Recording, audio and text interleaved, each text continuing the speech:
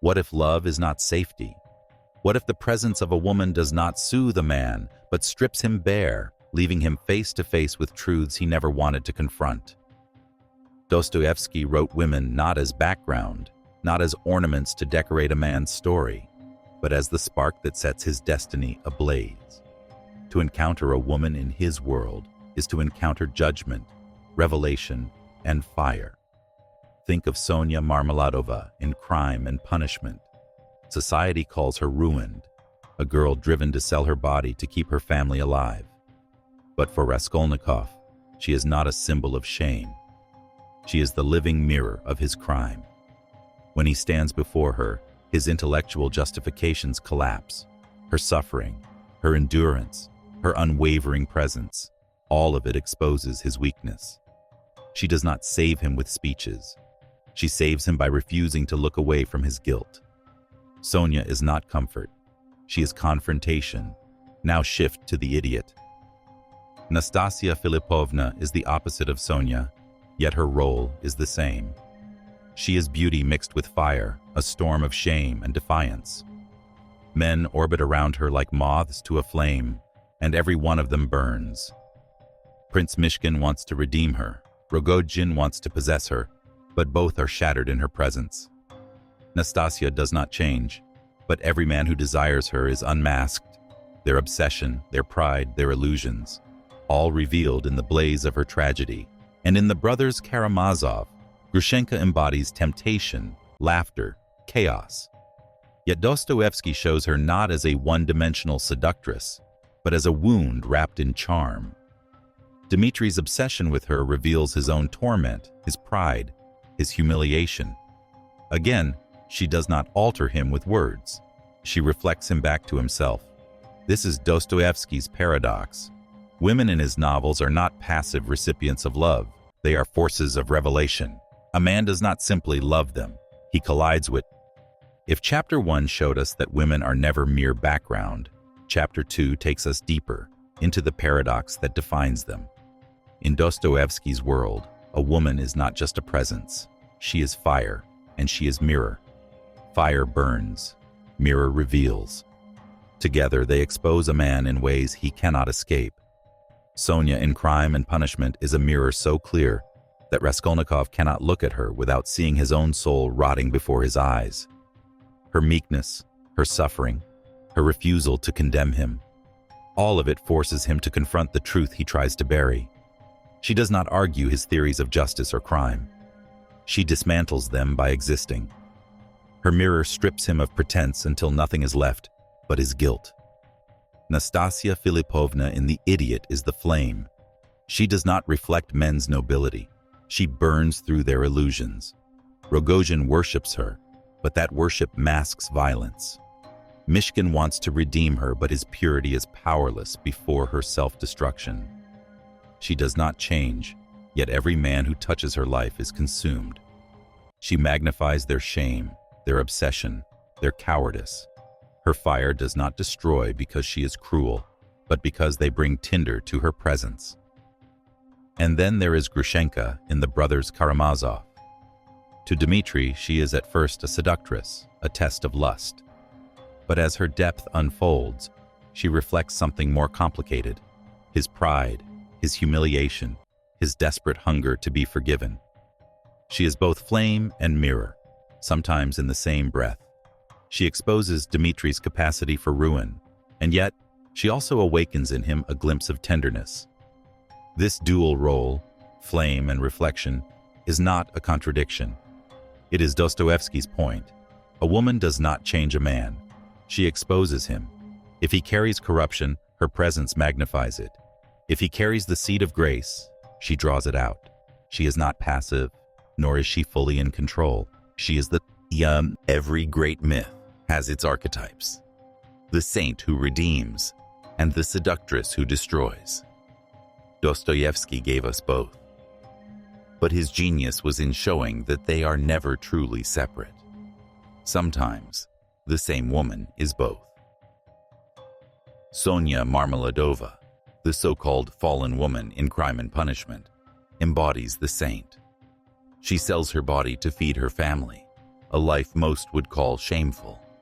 And yet, through her degradation, she becomes the moral center of the novel.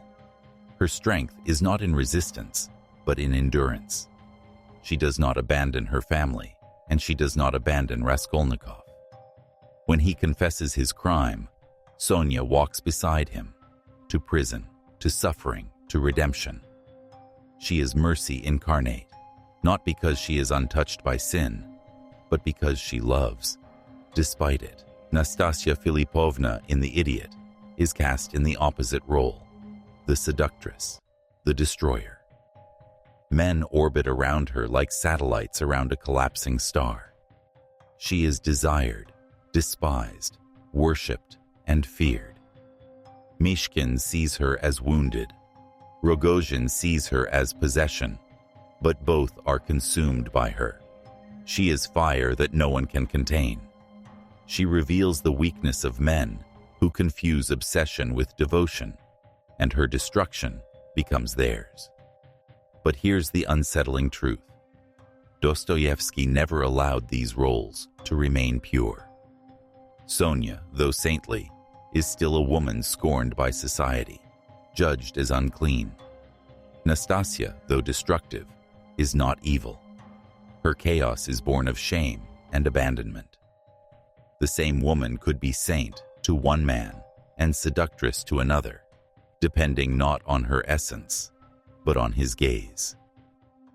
That is Dostoevsky's terrifying insight. Women in his novels are not fixed categories. They are crucibles. They reveal what lies hidden in the men who encounter them. Sonia exposes Raskolnikov's pride, but also his potential for redemption. Nastassya exposes Mishkin's compassion, but also his impotence in the face of suffering. The saint and the seductress are not two different women. They are two faces of the same mirror. This is why Dostoevsky's women remain unforgettable. They refuse to fit into neat moral boxes. They are not simply good or evil, pure or corrupt. They are paradoxes made flesh, capable of awakening either the divine or the demonic in those who love them. In this paradox lies the danger and the beauty. For Dostoevsky, the feminine is never simple. It is both sanctuary and trial, both salvation and temptation. And the true revelation is not about the woman herself, but about the man who beholds her. If the saint and the seductress expose a man's soul, then desire is the crucible where that exposure burns. In Dostoevsky's universe, desire is never innocent. It is hunger disguised as love, possession masquerading as devotion, and when men mistake one for the other, destruction follows. Dmitry Karamazov is the perfect example. His obsession with Grushenka is not tenderness, it is torment. He swings between worship and rage, between falling at her feet and wishing to destroy her. What he calls love is nothing but conquest. He doesn't want her soul. He wants her as proof of his own worth. But in trying to possess her, he becomes enslaved. Every moment of passion humiliates him. Every kiss deepens his chaos. Grushenka does not ruin him. His own hunger does. She simply exposes it. Prince Mishkin, the so-called holy fool in The Idiot, shows us another form of the same test. His fascination with Nastassya Filippovna is wrapped in compassion, but beneath it lies something darker. He wants to rescue her, to purify her suffering, but this too is a form of control. He is intoxicated not just by her beauty, but by her brokenness. His desire is gentler, quieter than Dmitri's, but no less destructive. In trying to save her, he is consumed by the very fire that destroys her. His purity collapses under the weight of obsession. Dostoevsky knew what few dare to admit. Desire blinds. It convinces men they are reaching for another soul, when in truth they are clutching at their own vanity. their own fear of emptiness. Desire turns women into trophies, mirrors into cages, and the harder men try to lock them inside, the more they discover that the prison is their own. Even Sonia, who seems untouched by this pattern, proves the point. Her love for Raskolnikov is not born of desire. It is not possession. That is why it redeems. It has no hunger, no grasping. It does not devour. It endures. Her purity is not the absence of sin, but the absence of control. Through her, Dostoevsky shows us the contrast, where desire enslaves, selfless love liberates. Desire, then, is the ultimate test. It strips away illusions. It reveals whether a man is capable of reverence or only possession. And in Dostoevsky's world, very few pass. In the end, his message is brutal, but clear. What we call love is often hunger. What we worship as devotion is often domination. And if unchecked, desire will not elevate. It will consume. Desire may blind a man, but passion devours him whole. In Dostoevsky's world, unchecked passion is not love. It is a storm, intoxicating, violent, and merciless. It promises transcendence, but leaves only ruin. Dmitry Karamazov lives inside this storm. His love for Grushenka is not love at all, but delirium. He worships her one moment, curses her the next. He falls at her feet in desperation, then rises with rage in his heart. What binds him is not tenderness but obsession, and it enslaves him. His passion humiliates him in public, drives him to madness in private, and finally, entangles him in crime. Dostoevsky makes it clear. Grushenka is not the cause of his downfall. His unrestrained passion is. She is only the mirror that magnifies it. Prince Mishkin in The Idiot reveals another kind of madness. He is gentle, innocent, even saintly. Yet his fascination with Nastassya Filippovna becomes a quiet tragedy. He wants to save her, to shield her from shame. But his compassion turns into obsession, and his purity proves powerless before her fire. Nastassya does not need a savior. She needs to be seen. Mishkin cannot resist the pull of her suffering, and in trying to redeem her, he is consumed by the very flames that destroy her. His downfall is not caused by cruelty, but by an excess of misguided devotion, passion in the disguise of mercy. For Dostoevsky, passion always carries this paradox. It feels divine, but it is a counterfeit. It convinces men that they are loving when, in truth, they are losing themselves. It is the counterfeit coin of love, shining with beauty, but worthless when tested. Dmitri calls it love. Mishkin calls it compassion. Dostoevsky calls it madness. And madness has a cost. Passion blinds reason, erodes dignity, and humiliates the one who clings to it. It pretends to connect man and woman, but instead isolates them in the prison of obsession. One devours, the other is devoured, and both are left broken. Sonia is again the contrast. Her love for Raskolnikov is not passion, not possession, not frenzy. It is steady, grounded, patient. That is why it heals. Dostoevsky sets her endurance against the chaos of Dmitri and the tragedy of Mishkin to show us the difference. Love redeems, passion destroys. The madness of passion is seductive because it feels alive.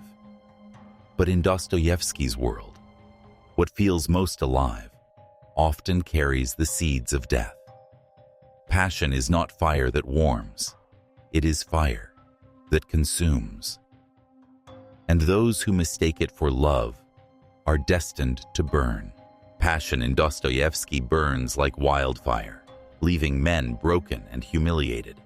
But when the flames die down, another force emerges, quieter, slower, but infinitely more powerful. Suffering.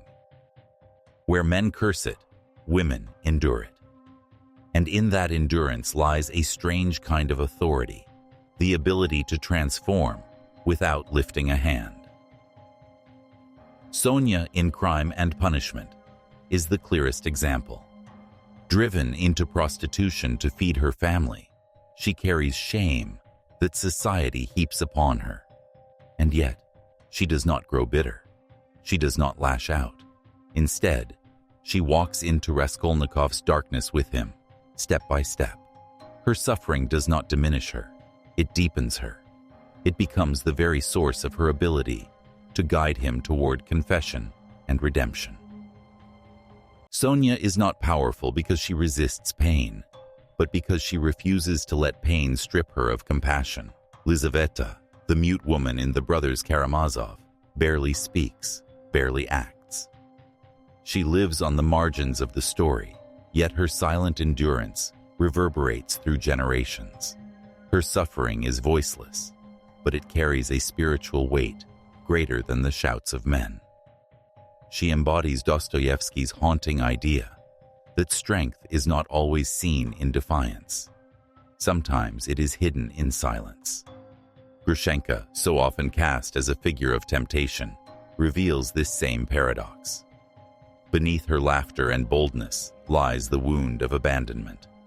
She carries her pain not with pride, but with raw humanity, and in doing so, she unsettles Dmitri. Her suffering disarms him in a way no temptation ever could. It forces him to see her not as an object of desire, but as a soul aching for love. In Dostoevsky's world, men often try to fight suffering with rage, denial, or collapse. But women endure it differently. They do not glorify it, but they outlast it. Their pain becomes a kind of sanctification, not because suffering is noble in itself, but because it transforms them into mirrors of truth. Where men see humiliation, Dostoevsky saw holiness. This is why his women unsettle us. Their endurance is not weakness, it is power, a power that changes others without violence, without argument. Sonia saves Raskolnikov not with force, but with presence. Lizaveta haunts with silence. Grushenka softens through her wounds. Their suffering becomes revelation. Passion consumes and destroys. But suffering, when endured without surrender to bitterness, becomes something else. It becomes the forge of the soul.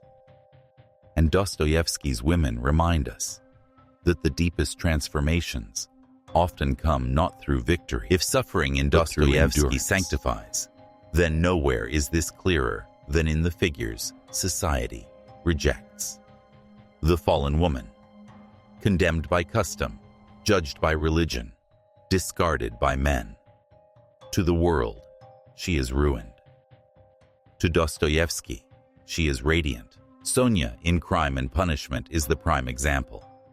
Cast into prostitution to save her family, she carries society's scorn on her shoulders. To outsiders, she is unclean, her dignity erased. But Dostoevsky sees something no one else dares to: holiness, born through humiliation. Sonia does not resist her fate with bitterness, nor does she defend herself with pride. Instead, she embodies mercy. She becomes the only character capable of guiding Raskolnikov out of his intellectual arrogance and into repentance. The church might call her sinner. Dostoevsky calls her saint. Nastassya Filippovna in The Idiot reveals the same paradox, but with a different edge. To most men, she is corruption incarnate, beautiful, scandalous, untamed. She is paraded as proof of shame, mocked as a woman beyond redemption. Yet Dostoevsky refuses to reduce her to stereotype. Her defiance, her chaotic passion, her very madness.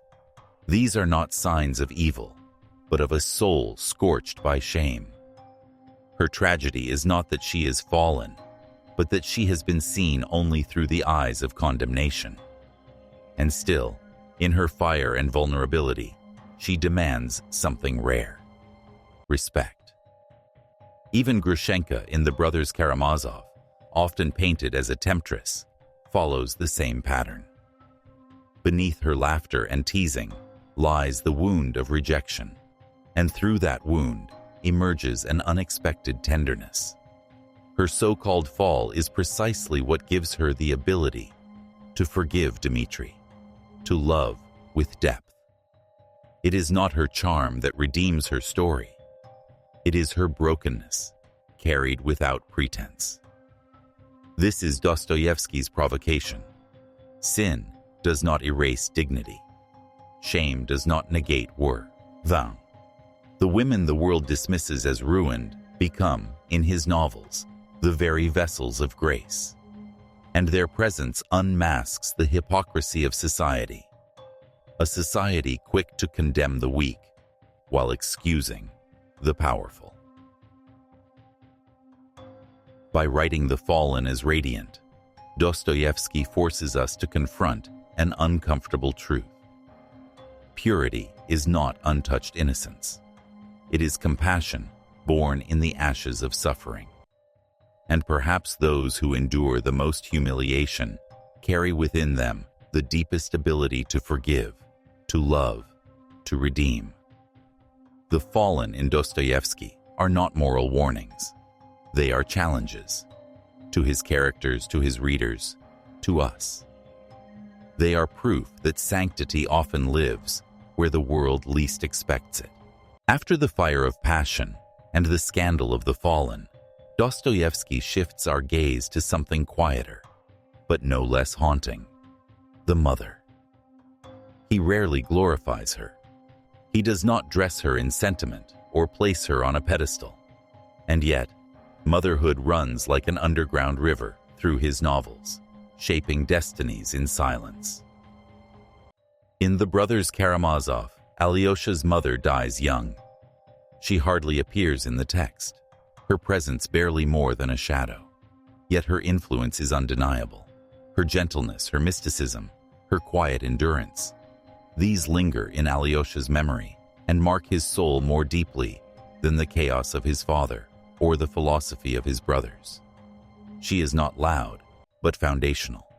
She is absence that becomes presence. This is how Dostoevsky treats mothers. They are not spectacles. They are imprints.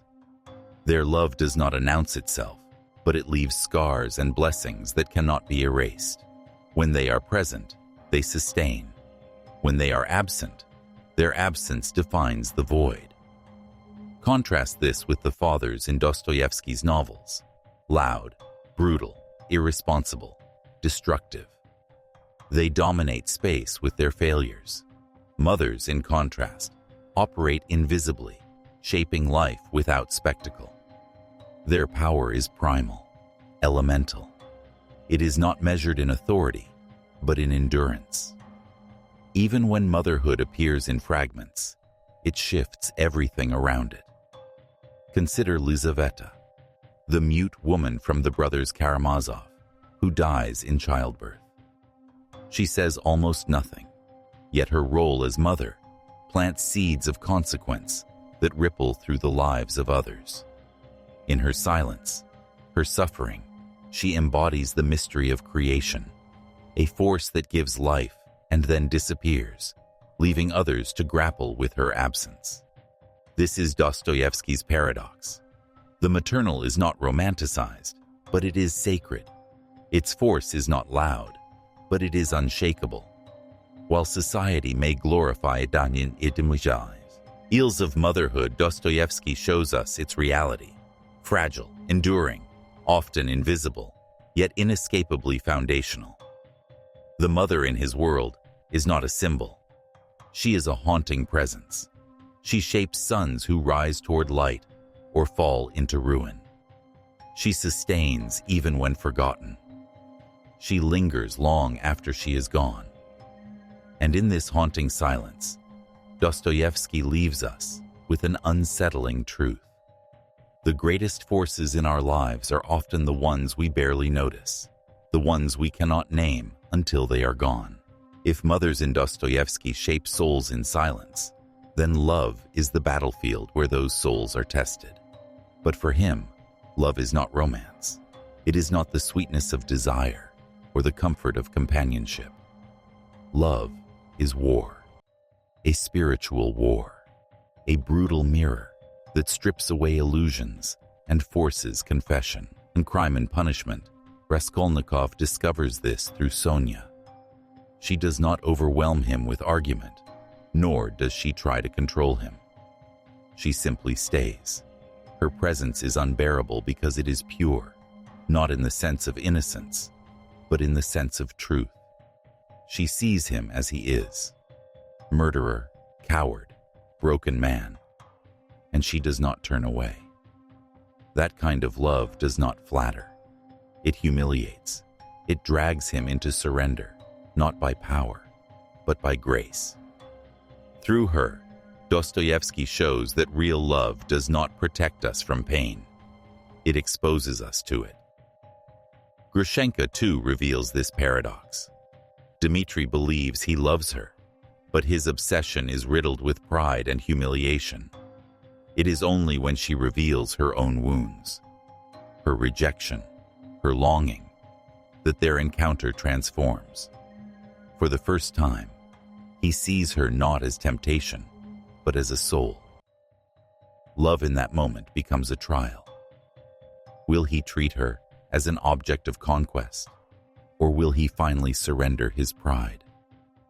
Dostoevsky forces us to see that the answer is never about Grushenka herself. It is about Dmitri's willingness to bow before truth.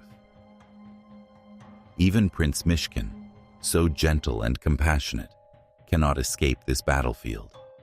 His tenderness toward Nastassya Filippovna becomes unbearable because it reveals his own helplessness. He wants to save her, to redeem her shame, but in the end, he cannot. His love humiliates him because it forces him to confront the limits of his own purity. Love does not shield him. It breaks him. This is Dostoevsky's most dangerous insight. True love is not possession, but surrender. Not triumph, but humiliation. It is the stripping away of pride, the collapse of ego, the exposure of what lies beneath the mask. And in that surrender, redemption begins. Love in his novels is not soft. It is merciless. It does not give comfort. It gives clarity. It drags men through guilt, shame, and madness, until only the truth remains. That is why Sonia redeems. That is why Nastassya destroys. That is why Grushenka unsettles. They are not symbols of romance. They are forces of revelation. For Dostoevsky, to love is to enter battle, not against the other, but against yourself. Love, suffering, passion. In Dostoevsky, all of these converge on a single, haunting truth. Women are not simply loved. They are encountered, and every encounter leaves a mark. Sonia does not transform Raskolnikov by changing who she is. She remains constant, humble, wounded, merciful. But in her steadiness, she forces him to unravel. Her presence becomes the mirror where he sees not the clever intellectual he pretends to be, but the murderer he truly is. She is not salvation itself. She is the mirror through which salvation becomes possible. Nastassya Filippovna never abandons her chaos. She remains a storm until the very end. But what she destroys is not herself alone. It is the illusions of the men around her. Prince Mishkin, who believes in his power to redeem, is shattered. Rogojin, who mistakes obsession for love, is consumed. Nastassya does not shift roles between saint or seductress. She stays true to her torment. It is the men who break upon her presence. Grushenka, too, proves the point.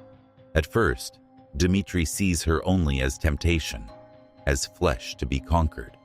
But when her vulnerability surfaces, when her laughter falls away, he is brought face to face with his own pride and humiliation. Grushenka does not bend to his desire. She holds the mirror that reveals his fractured soul. This is Dostoevsky's last and most dangerous lesson. Women are not answers. They are mirrors. And the revelation they bring is never about them. It is about the man who dares to look. If he approaches with pride, he sees temptation. If he approaches with hunger, he sees possession. If he approaches with humility, he glimpses redemption. The woman herself does not change. The man is revealed.